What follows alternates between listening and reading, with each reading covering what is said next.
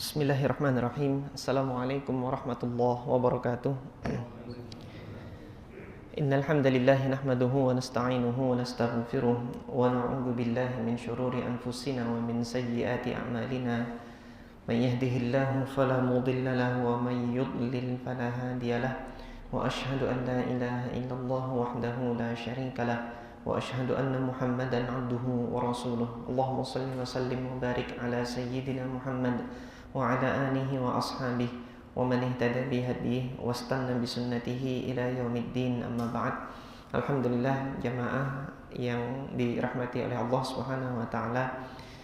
Insyaallah kita lanjutkan kembali pembacaan kitab Riyadhus Shalihin, yang mana pada pekan yang lalu saya mohon maaf berhalangan untuk hadir karena mendampingi istri di rumah sakit gitu kan, dan alhamdulillah hari ini kita bisa melanjutkan kembali pengajian kita. Insyaallah kita akan membahas 3 hadis yang terakhir dari bab al-yaqin wa tawakkul, yang insyaallah jika waktunya nanti cukup ketiganya ini akan sempat kita baca, namun apabila tidak, hadis yang terakhir nanti mungkin di pekan yang akan datang akan kita baca. Nah, hadis yang 3 hadis terakhir ini yaitu hadis ke-9 dari bab al-yaqin wa tawakkul, diriwayatkan dari Ummul Mukminin Ummi Salamah radhiyallahu taala anha. Kita baca terlebih dahulu. Al-Imam An-Nawawi rahimahullah mengatakan dalam kitab Riyadhus Shalihin ini, at-tasi'u, hadis yang ke-9, kata beliau, an Ummil Mukminin, dari ibunda kaum mukminin. Jadi istri-istri Nabi itu semuanya adalah ibundanya kaum mukminin, didasarkan pada kalam Allah Subhanahu wa taala di dalam surah Al-Ahzab ketika Allah berkalam, an-nabiyyu aula bil mu'minina min anfusihim wa azwajuhu ummahatuhum.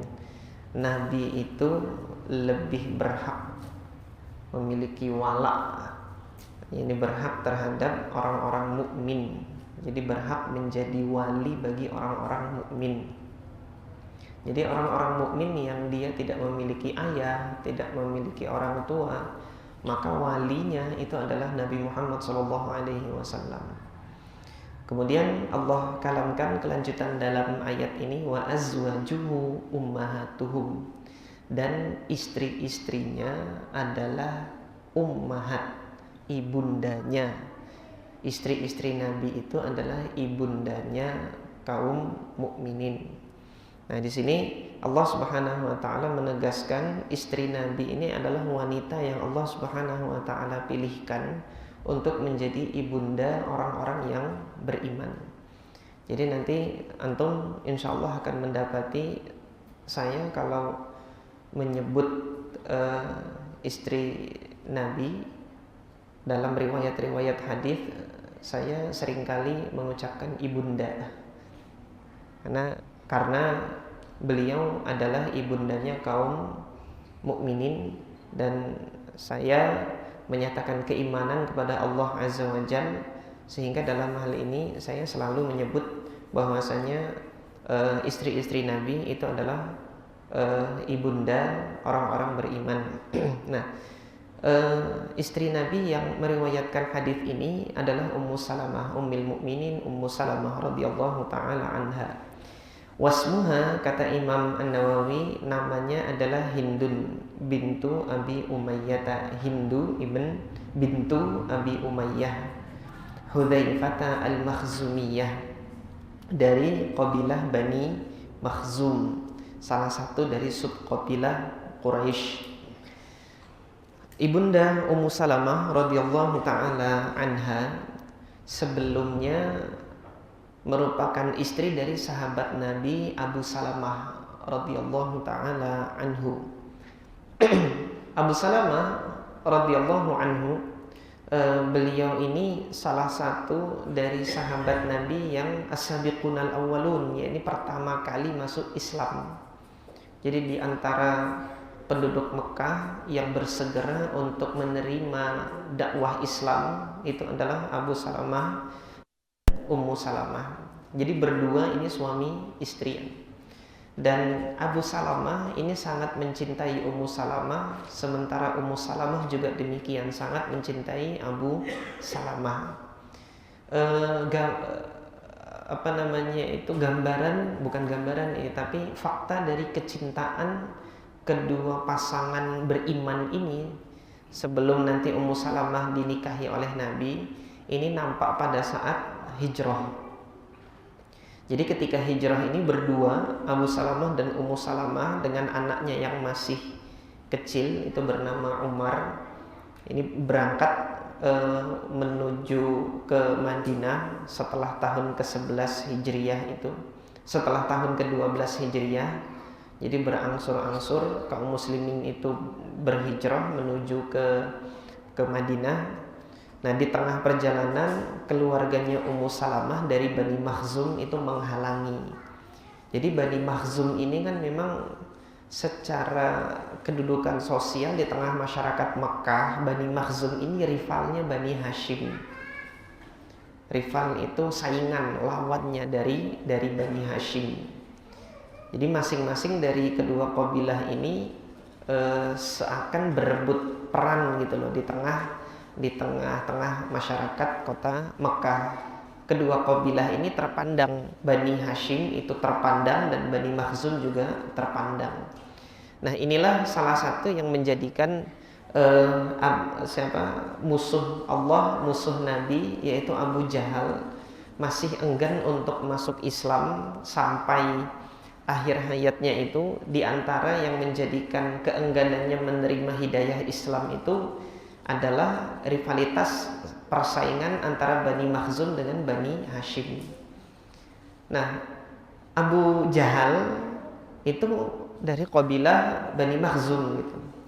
Sementara Nabi Muhammad yang Allah pilih sebagai Nabi dan Rasul dari kabilah Bani Hashim. Ya gengsi lah Bani Makhzum itu mengakui kenabian dari dari kabilah saingannya gitu. Tapi tidak sebagaimana Abu Salamah dan Ummu Salamah ini, di mana meskipun dari Bani Makhzum, tetapi Allah Subhanahu wa taala membukakan hati keduanya itu untuk menerima Islam. Nah, jadi tadi kisahnya ketika Abu Salamah dan Ummu Salamah itu sudah hendak hijrah, dihalangilah Ummu Salamah ini dari pihak keluarganya, tidak diperbolehkan untuk berhijrah bersama suaminya. Dengan sangat terpaksa Ummu Salamah itu masih menetap di Mekah, sementara Abu Salamah karena Allah dan Rasulnya yang lebih dicintai melebihi siapapun di dunia ini, bahkan istrinya sendiri, beliau tinggal istrinya dan menuju ke Darul Hijrah untuk hijrah bersama dengan Nabi SAW. Tapi Ummu Salamah karena keluarganya itu menghadang, jangan sangat terpaksa beliau di Mekah. Tapi di kemudian harinya Ummu Salamah ini setiap pagi itu pergi ke tepi kota Mekah, memandang jauh di padang pasir dengan pandangan yang sedih, berharap akan bertemu dengan suaminya. Setiap hari ini rutinitas dilakukan oleh Ummu Salamah radhiyallahu taala anha. Jadi nanti setelah matahari terik atau bahkan menjelang sore baru Ummu Salamah pulang ke rumahnya. Besok pagi juga demikian. Pergi itu melihat ke arah utara, ke arah Madinah dengan berharap bisa bertemu lagi dengan suaminya. Itu saja tiap hari yang dilakukan. Sampai beberapa waktu akhirnya keluarganya merasa iba, kasihan melihat Ummu Salamah terpisah jauh dari suaminya itu. Akhirnya keluarganya yang masih kafir, yang masih musyrik ini, dengan alasan iba dan kasihan terhadap Ummu Salamah, diizinkan Ummu Salamah untuk menyusul suaminya hijrah ke Madinah. Nah, sesampainya di Madinah, alhamdulillah Allah pertemukan kembali Ummu Salamah ini dengan suaminya Abu Salamah, sampai nanti peristiwa pertempuran Badar di tahun kedua Hijriyah. Abu Salamah adalah sahabat Nabi yang badriyun. Jadi Abu Salamah ini diantara fadilah atau keutamaannya, Abu Salamah ini adalah saudara sepersusuannya Rasulullah Sallallahu Alaihi Wasallam. Jadi sempat disusui oleh ibunda yang sama, ibu susunya Nabi Sallallahu Alaihi Wasallam. Seingat saya namanya itu Thuwaibah al-Aslamiyah. Sempat disusui. Jadi saudara sepersusuan Nabi itu selain Abu Salamah juga Hamzah ibn Abdul Muttalib, ini saudara sepersusuan Nabi sekaligus paman Nabi. Nah, Abu Salamah ini juga saudara sepersusuan Nabi. Kalau bukan Thuwaibah yang menyusukan, dia disusukan oleh Halimah dari kabilah Bani Bakr, kabilah Bani Sa'ad bin Bakr, yang dikenal dengan Halimah As-Sa'diyah dari kabilah Bani Sa'ad bin Bakr. Nah, Abu Salamah ini setelah bertemu kembali dengan Ummu Salamah menetap di Madinah sampai pertempuran Badar. Pada saat pertempuran Badar, Abu Salamah ini terluka dengan luka yang cukup parah pada saat itu. Tapi Allah masih memberikan nafas dan kesempatan hidup bagi Abu Salamah ini untuk kembali ke Madinah. Nah, namun setelah kembali di Madinah, luka yang parah tadi semakin parah sehingga beliau wafat akibat luka yang beliau dapati pada saat pertempuran Badar itu. Nah, Abu Salamah ini diajarkan oleh Nabi satu ucapan doa yang mana ketika doa itu diucapkan, Allah akan mengganti dengan yang lebih baik. Yaitu doa apa? Doa seorang yang kena musibah itu diperintahkan oleh Allah dalam Al-Quran untuk mengucapkan kalimat istirja, inna lillahi wa inna ilaihi raji'un. Nah, ada kelanjutannya yang diajarkan oleh Nabi, yaitu apa? Allahumma ajurni fi musibati wakhlufni khairan minhu. Ya Allah, anugerahkanlah pahala bagiku atas musibah yang telah menimpa diriku, dan berikanlah aku ganti yang lebih baik daripada musibah yang menjadikan aku kehilangannya. Jadi tidaklah, kata Nabi, seorang yang mengucapkan kalimat ini kecuali Allah akan gantinya dengan yang lebih baik. Jadi ketika seorang kena musibah kebakaran, waliyadzubillah gitu kan, misalnya kebakaran atau apa gitu, kemudian dia mengatakan inna lillahi wa inna ilaihi raji'un, Allahumma ajurni fi musibati wa khlifni khairan minhu, maka nanti Allah akan ganti dengan yang lebih baik. Tapi entah kapan itu Allah yang punya wewenang. Apakah disegerakan diganti oleh Allah atau nanti diganti oleh Allah nanti di akhirat. Yang jelas janji Allah dan janji Nabi ini tidak akan tidak ditunaikan oleh Allah dan Rasulnya. Nah, maka setelah suaminya wafat ini, Abu Salamah ini kan tadi sudah diajarkan Rasulullah doa ini, Abu Salamah juga mengajarkan kepada istrinya Ummu Salamah, inna lillahi wa inna ilaihi raji'un, Allahumma ajurni fi musibati wa khlifni khairan minhu. Nah, setelah wafatnya Abu Salamah akibat luka yang beliau dapatkan pada saat pertempuran Badar tadi, Ummu Salamah tentunya sebagai istri bersedih suaminya wafat, dan beliau mengingat sunnah yang pernah diajarkan oleh nabinya yang diajarkan oleh suaminya yang diperoleh langsung dari Rasulullah. Langsung Ummu Salamah mengucapkan inna lillahi wa inna ilaihi raji'un, Allahumma ajurni fi musibati wa khlufni khairan minhu. Ya Allah, anugerahkanlah pahala atas musibah yang menimpa diriku ini dan berilah aku ganti yang lebih baik darinya. Tapi Ummu Salamah bertanya dalam hati, siapa yang lebih baik dari suamiku ini gitu kan. Abu Salamah ini sepanjang hidupnya tidak memadu Ummu Salamah, artinya tidak berpoligami beliau. Hanya Ummu Salamah saja yang dinikahi oleh Abu Salamah ini. Saking setianya Abu Salamah itu terhadap istrinya.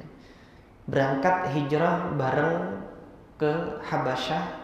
Di hijrah yang pertama ini Abu Salamah dan Ummu Salamah ini ikut rombongan hijrah yang pertama yang dipimpin oleh Sayyidina Utsman bin Affan. Baru sempat kembali lagi ke Madinah karena mendapatkan kabar berita orang-orang Mekah itu sudah masuk Islam gitu kan. Padahal tidak gitu. Dikira orang-orang Mekah sudah masuk Islam, padahal itu berita yang keliru sampai kepada mereka di Habasyah. Nah, karena berita yang keliru itu kembali sebagian dari kaum muslimin di Habasyah, dan ternyata ketika beritanya salah, ya akhirnya mereka dengan sangat terpaksa kembali lagi ke Mekah.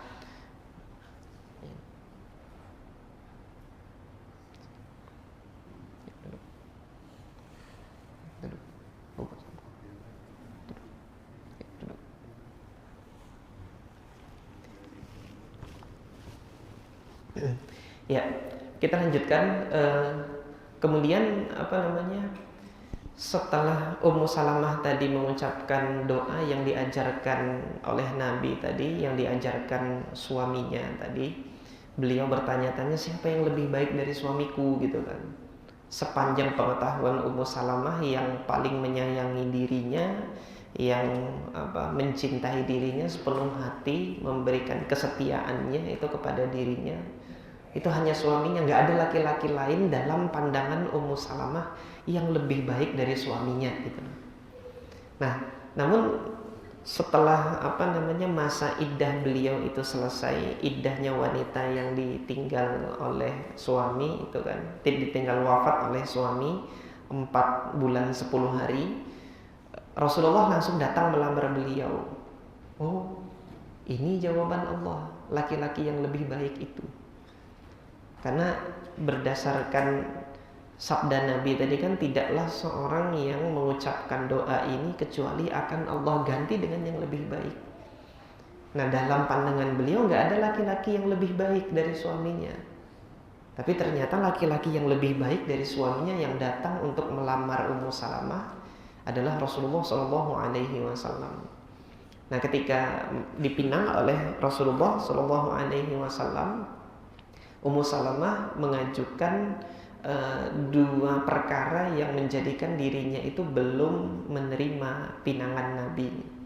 Wahai Rasulullah, nggak ada tidak ada alasan bagiku untuk menerima pinangan atau lamaran engkau ini. Akan tetapi, kata Ummu Salamah, ada 2 hal yang memberatkan. Yang pertama, aku adalah seorang wanita yang sudah berumur. Kenapa kau tidak menikahi wanita yang lebih muda dariku gitu kan? Kok malah menikahi diriku yang aku sudah berumur ini. Kemudian yang kedua, aku adalah pencemburu. Aku nggak siap kalau engkau menikahi diriku dan aku harus berbagi cinta dengan istri engkau yang lain. Aku nggak siap. Nah, maka kata Rasulullah jawabannya, untuk alasanmu yang pertama gitu, bahwasanya engkau sudah berumur, aku telah menikahi wanita yang lebih berumur daripada engkau, yaitu Ibunda Saudah bintu Zam'ah radhiyallahu anha. Jadi Ibunda Saudah ini dinikahi oleh Nabi tidak lama setelah Ibunda Khadijah itu wafat. Jadi di tahun ke-10 kenabian itu pula Rasulullah menikahi Ibunda Saudah bintu Zam'ah. Baru kemudian masuk tahun ke-11 kenabian atau di akhir tahun ke-10 kenabian, Rasulullah menikahi Ibunda Aisyah. Tetapi ketika Rasulullah menikahi Ibunda Aisyah belum bersama dengan Rasulullah SAW karena usianya masih belia. Jadi masih dalam pengasuhannya Abu Bakar. Secara akad itu sudah sah menjadi istri, tetapi secara fisik belum berumah tangga bersama, hidup di bawah satu atap belum. Jadi masih diasuh oleh walinya, yaitu ayahnya sendiri, yaitu Sayyidina Abu Bakar As-Siddiq radhiyallahu anhu. Jadi istri Nabi pada saat itu sudah 2 yang masih hidup. Nah, adapun wanita yang sudah dinikahi itu sudah 3 gitu kan. Tapi Ibunda Khadijah wafat dan yang masih bersama dengan Rasulullah 2 orang. Baru Rasulullah menikahi istri yang ketiga itu adalah Ibunda Ummu Salamah ini gitu.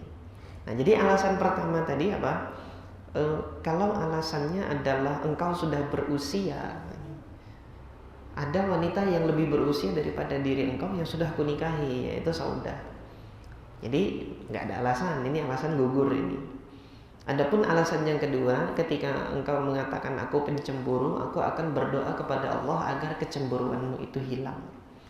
Dan alhamdulillah Allah Subhanahu wa taala jadikan Ummu Salamah tidak pencemburu, justru kemudian yang masih Allah jadikan kecemburuannya masih ada itu Ibunda Aisyah radhiyallahu anha sampai akhir.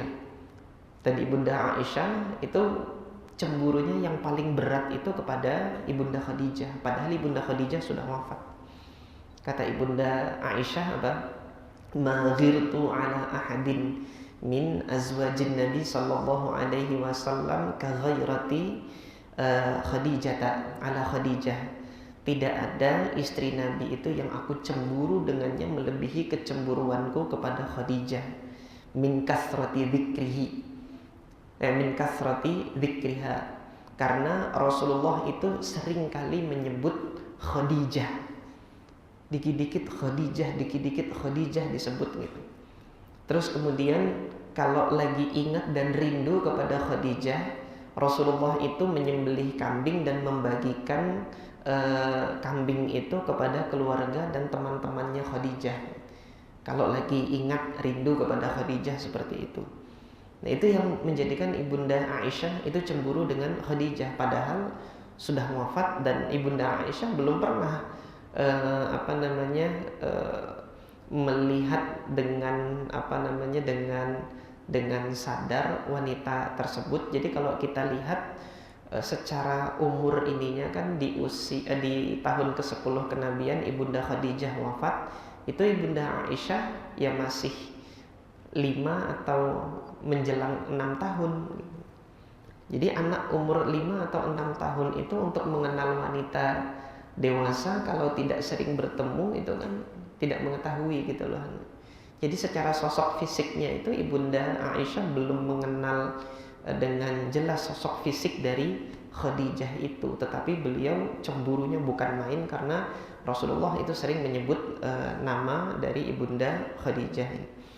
Nah, jadi di sini setelah itu kembali kepada Ummu Salamah, Rasulullah SAW kemudian menikahi Ummu Salamah, dan inilah jawaban dari Allah Azza wa Jalla bahwasanya laki-laki yang menjadi pengganti yang lebih baik daripada suaminya sebelumnya itu adalah Rasulullah SAW.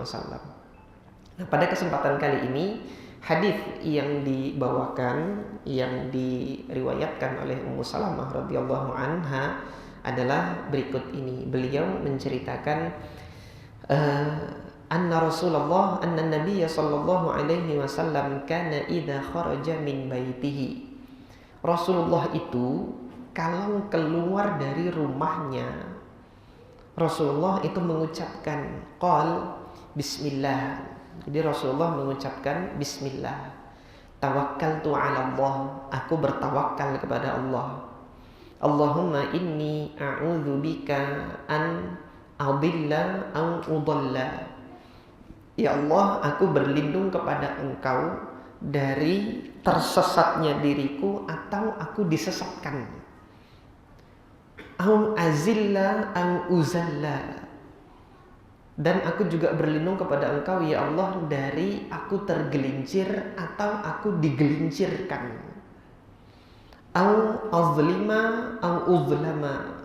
Dan aku juga berlindung kepada Engkau ya Allah dari terjerumusnya aku melakukan perbuatan zalim atau aku yang dizalimi. Au ajhala au yujhala alayya, atau aku melakukan satu perbuatan jahil, kebodohan, atau nanti orang melakukan suatu perbuatan bodoh yang kemudian tertimpa bagi diriku. Haditsun sahih, hadits yang sahih disahihkan oleh Imam Nawawi dalam kesempatan ini. Rawahu Abu Dawud, diriwayatkan oleh Al-Imam Abu Dawud, wa Tirmidzi, dan Al-Imam At-Tirmidzi, wa ghairuhuma, dan selain keduanya juga meriwayatkan hadis ini bi asanida sahihah, dengan sanad yang sahih, dengan berbagai jalur sanad yang sahih. Jadi tidak hanya Imam Abu Dawud dan Tirmidzi saja, selain dari Imam Abu Dawud dan Tirmidzi ini meriwayatkan hadis ini dengan sanad-sanad yang sahih. Jadi doa keluar rumah itu ada banyak ragam versinya. Nanti hadis ke-10 ini dari Anas bin Malik juga doa keluar rumah. Ucapannya bismillah tawakkaltu 'ala Allah wala haula wala quwata illa billah. Ini yang banyak diajarkan di sekolah-sekolah untuk anak-anak kita di TK, di SD, doa keluar rumah bismillah tawakkaltu 'ala Allah wala haula wala quwata illa billah. Nah, yang versinya Ummu Salamah bismillah tawakkaltu 'ala Allah, Allahumma inni a'udzubika an adilla au udalla wa au azilla au uzalla wa au adlima au udlama wa au ajhala au yujhala alayya. Nah, faidah dari doa ini disebutkan di dalam hadis Anas bin Malik. Nanti ada malaikat yang mengatakan hudita wa kufita wa wukita. Jadi malaikat yang mendengar kita untuk membaca doa ini pada saat keluar rumah, malaikat ikut mendoakan hudita, semoga engkau mendapatkan hidayah dari Allah, dan engkau telah mendapatkan hidayah dari Allah, yaitu memulai hari Anda dengan bertawakal kepada Allah. Kemudian yang kedua, wakufita, semoga Allah mencukupkan kebutuhan Anda, hajat Anda, keperluan Anda hari ini, mudah-mudahan Allah cukupkan itu. Wawukita, dan mudah-mudahan Anda dijaga oleh Allah Subhanahu wa taala. Jadi untuk kelengkapan redaksinya, insya Allah kita baca terlebih dahulu hadis Anas bin Malik, karena ada kemiripan redaksi doa, dan di hadis Anas bin Malik ini ada kabar mengenai keutamaan bagi orang yang membacanya ini. Nah, adapun dari Anas bin Malik radhiyallahu an, Rasulullah sallallahu alaihi wasallam bersabda, man qala, barang siapa yang mengucapkan, yakni idza kharaja min baitihi, yaitu ketika dia keluar dari rumahnya, bismillah tawakkaltu 'ala Allah wala haula wala quwwata illa billah, dengan nama Allah aku bertawakal kepada Allah dan tidak ada daya maupun upaya kekuatan kecuali dengan daya dan kekuatan dari Allah Azza wa Jalla.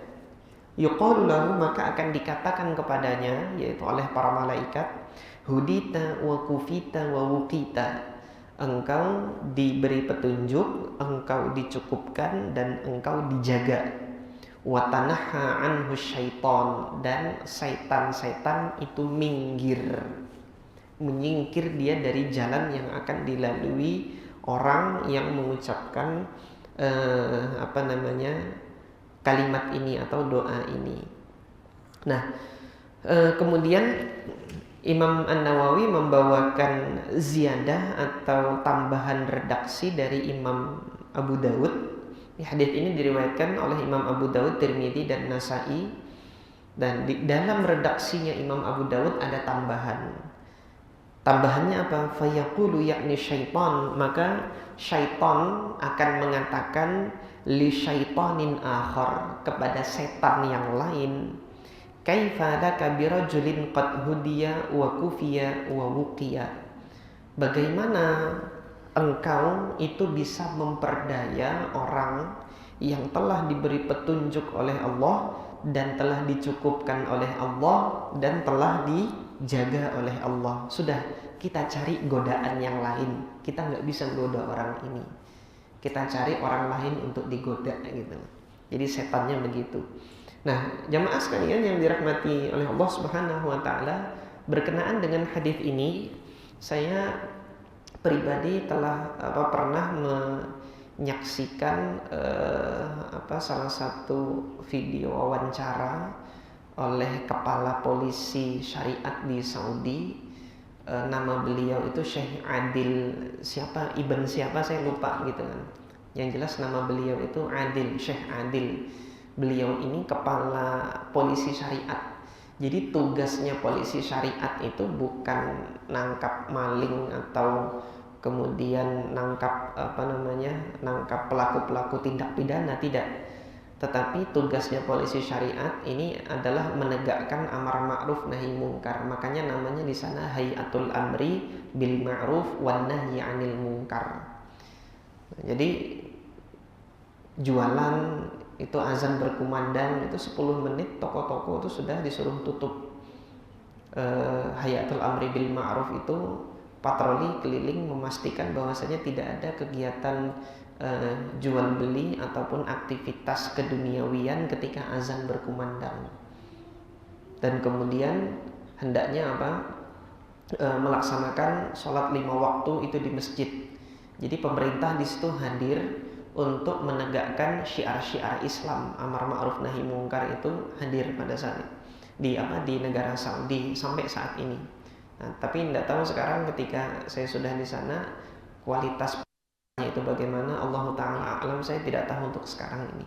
Ini dahulu ketika pengalaman saya di Saudi demikian. Nah, mungkin jamaah yang melaksanakan umroh atau haji mungkin akan menyaksikan kalau sudah azan itu toko-toko tutup. Nah, itu diantara yang bertugas adalah Hayatul Amri bil Ma'ruf wan Nahyi 'anil Munkar itu. Nah, kepala atau pimpinan dari Hayatul Amri bil Ma'ruf wan Nahyi 'anil Munkar pada itu termasuk di antara mencegah kemungkaran kan. Kemungkaran yang terjadi itu tukang sihir nangkapin dukun. Nah, jadi dukun itu pelanggaran terhadap konstitusi negara. Ada undang-undang yang disahkan untuk melawan tindak pidana perdukunan. Nah, kalau hari ini ya dukun malah dipelihara gitu, waliyadzubillah gitu. Malah jadi terkadang jadi mitra dari oknum polisi. Oknum polisi kalau cari barang hilang datang ke dukun gitu kan. Coba Pak dilacak ini barangnya. Kalau gitu kan negara lebih mending gaji dukun daripada gaji polisi kalau begitu. Kalau ada oknum polisi yang begitu, waliyadzubillah. Sebagian dari teman-teman polisi ada yang pernah bercerita demikian kepada saya. Tapi mudah-mudahan tidak banyak yang demikian. Nah, syahidnya dari doa ini apa? Ketika Syekh Adil tadi hendak menangkap dukun gitu, beliau keluar rumah baca doa ini. Nah, kemudian dukunnya singkat cerita ketangkap. Dukunnya ini sudah banyak melakukan kejahatan, nyantet orang, suami istri itu dipisahkan, berantem, akhirnya cerai. Kemudian yang sakit hati itu disantet sampai kemudian dia sakit, kemudian wafat, meninggal. Banyak. Jadi sudah meresahkan warga. Nah, kalau antum tanya, loh di Saudi ada dukun juga kan? Ya, dukun-dukun di negeri kita ini kan sebenarnya gurunya itu dukun dari Timur Tengah. Makanya kalau dilihat jimat-jimat itu tulisannya pakai bahasa Arab itu karena yang ngajarin ya dukun Timur Tengah sana gitu loh. Jadi di sana itu ya semenjak masa Nabi itu tukang sihir sudah ada gitu loh. Oleh karena itu Allah turunkan di antara penangkal sihir itu kan surah Al-Falaq dengan surah An-Nas itu. Nah, singkat cerita tadi ketika dukunnya ketangkap, nah hukumannya apa? Pancung Pak, penggal kepala. Tindak pidana perdukunan di sana karena kejahatannya sudah banyak dia lakukan, menceraikan suami istri, kemudian menyantet orang sampai terbunuh, wafat gitu kan. Nah, itu ditegakkan hukum itu kepada dukun ini. Tapi si dukun ini saking sombongnya gitu, dia penasaran, kok bisa kamu nangkap saya gitu. Padahal sihir yang saya gunakan ini sihir tingkat tinggi gitu loh. Bukan sihir yang dilakukan kroco-kroco dukun yang baru bocil-bocil itu, enggak, sihir tingkat tinggi yang sudah aku lakukan.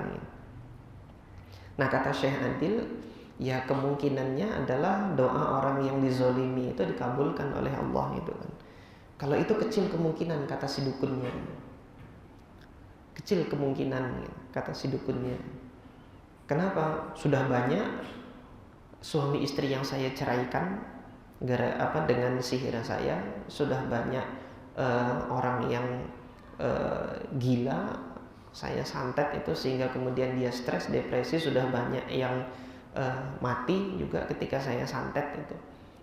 Tapi kok baru sekarang saya ketangkap? Kalau memang dikabulkan oleh Allah, sudah sedari dulu harusnya saya ketangkap gitu loh.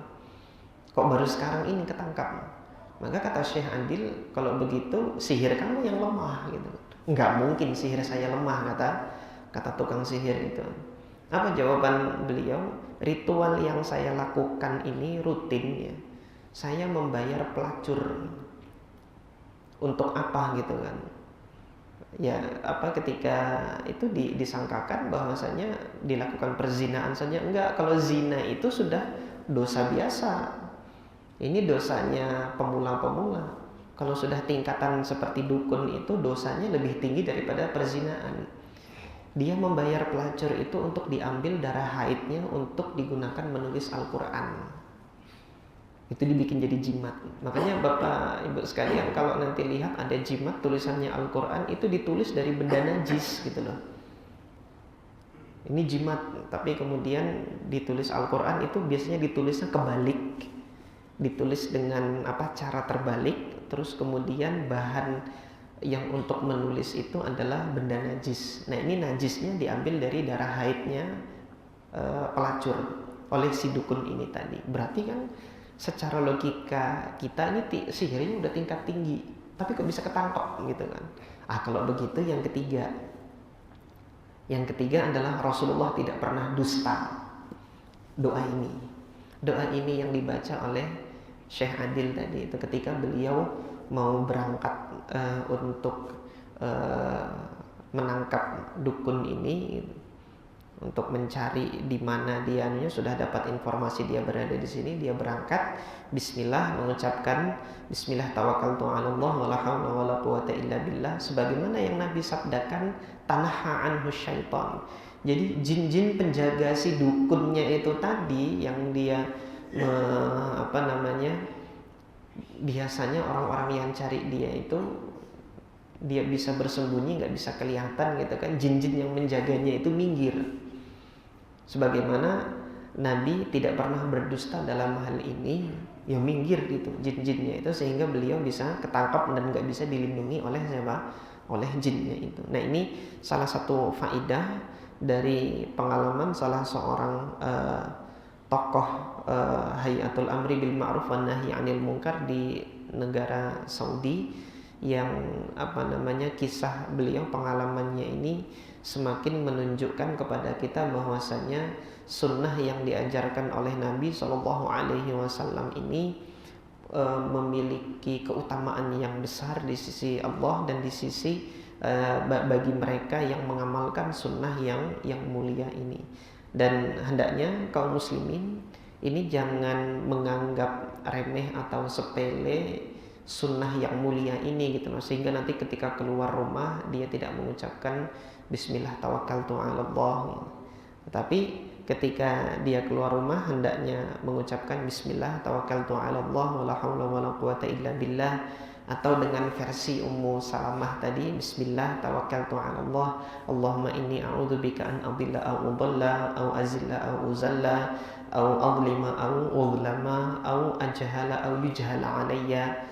Nah, ini diucapkan demikian karena Allah Subhanahu wa taala senantiasa memberikan perlindungan kepada hamba yang mengucapkannya ini selama dia berada di luar rumah itu. Nah, bagi anak kecil gimana gitu kan? Ketika sudah berbicara, ajarkan. Tetapi ketika masih belum bisa berbicara, ketika keluar rumah gitu kan nggak bisa ngucapin gitu, anak kecil masih kecil. Nah, ini yang memberi perlindungan adalah doa yang diucapkan orang tua kepada anak kecil, ke anaknya.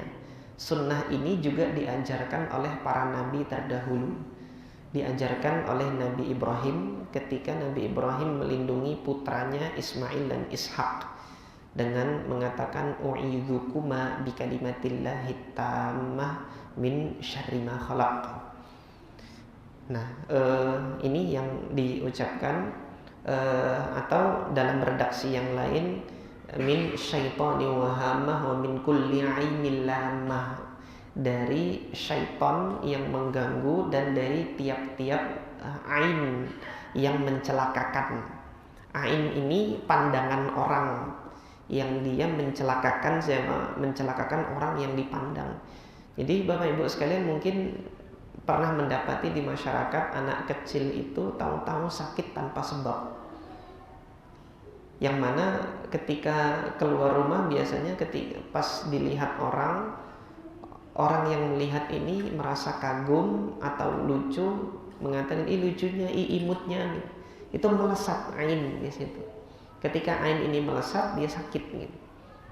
Nah, hendaknya makanya di antara yang diajarkan dalam sunnah ini ketika kita kagum dengan seseorang atau merasa indah melihat sesuatu ciptaan Allah, hendaknya mengucapkan Masya Allah tabarakallah atau mengucapkan barakallah, mengucapkan keberkahan agar takjub dari pandangan mata kita ini tidak berakibat ain terhadap yang kita lihat itu gitu. Nah, ini doa yang diajarkan oleh Nabi Ibrahim.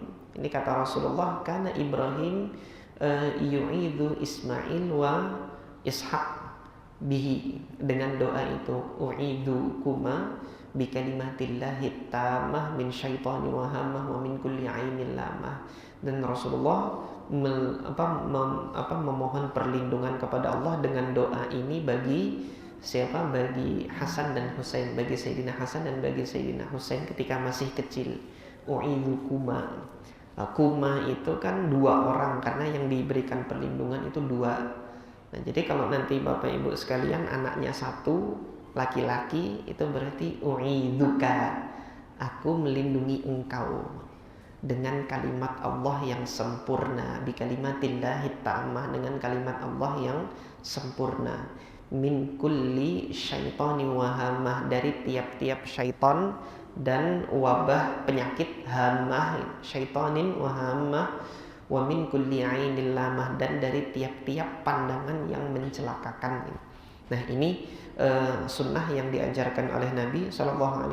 Kalau misalnya Bapak Ibu sekalian belum bisa menghafalkannya di majelis ini, ya insya Allah nanti saya tuliskan, tetapi minimal mengucapkan bismillah tawakkaltu 'ala Allah ini sudah cukup. Kufita wa hudita, hudita wa kufita wa wukit, engkau diberi petunjuk, engkau dicukupkan dan dijaga oleh Allah Subhanahu wa taala.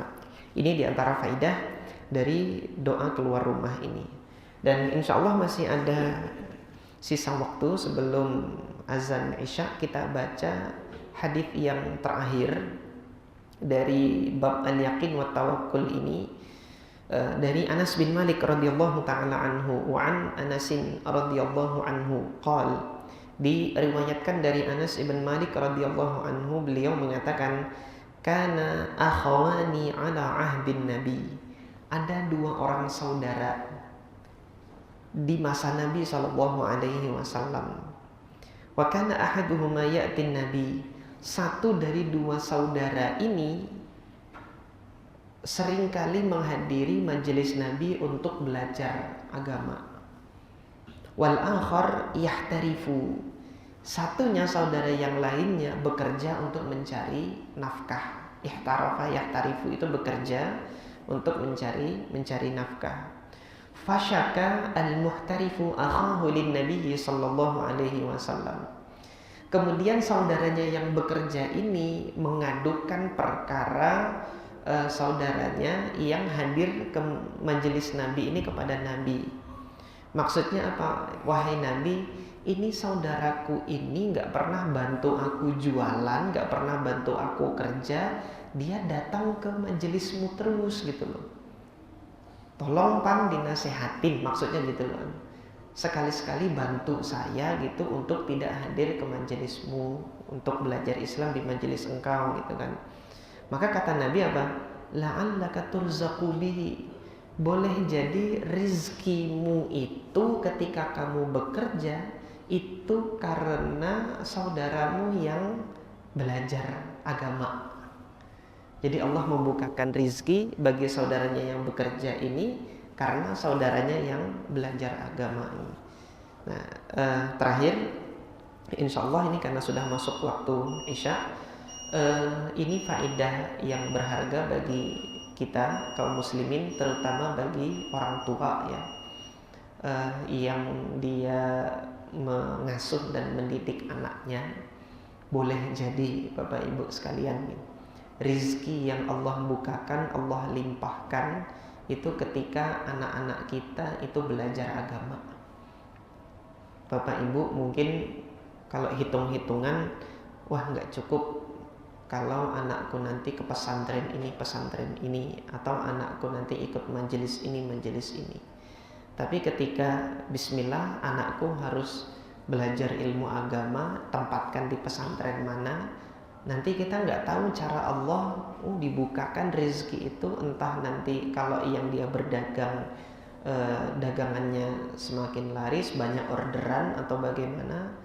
Itu karena sebab kita mempersilahkan atau memudahkan salah satu dari anggota keluarga kita itu untuk belajar agama, sehingga di sini Allah bukakan rizki, meskipun nanti secara fisik di sana tidak membantu untuk mencari rizki, mencari nafkahnya tidak, tetapi karena membiayai orang yang sedang belajar ilmu agama, di situ Allah bukakan rizki. Itu boleh jadi demikian.